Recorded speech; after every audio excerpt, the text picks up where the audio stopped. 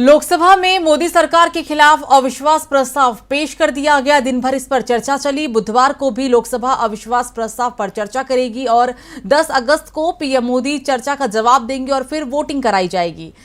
तो आज की चर्चा में किसने क्या कहा है, देखिए ये रिपोर्ट। लोकसभा में कांग्रेस सांसद गौरव गोगोई ने मोदी सरकार के खिलाफ अविश्वास प्रस्ताव पेश किया और इस दौरान उन्होंने सीधे पीएम को ही घेर लिया।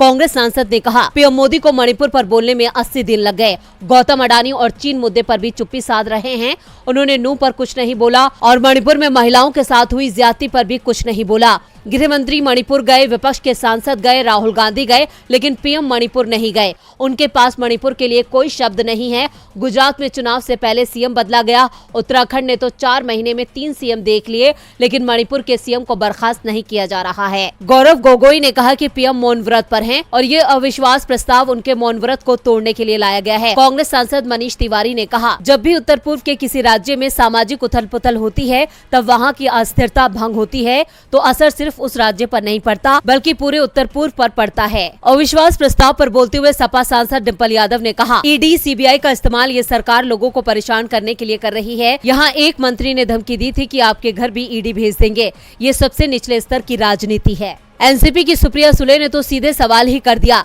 कि क्या ये सरकार एंटी नेशनल है? किसी की तो बेटी बहू है, किसी की तो बहन है। मणिपुर में जो हो रहा है उस सरकार को आप कैसे समर्थन करेंगे? तो सौगत रॉय ने बीजेपी को बड़ी वॉशिंग मशीन बताते हुए कहा कि हाल ही में अजीत पवार की इसमें धुलाई हुई है और उनके 70 करोड़ के घोटाले धुल गए। बीजेपी की ओर से बोलते हुए सांसद निशिकांत दुबे ने राहुल गांधी पर निशाना साधते हुए कहा, वो सावरकर हो भी नहीं सकते। 28 साल सावरकर ने जेल में गुजारे।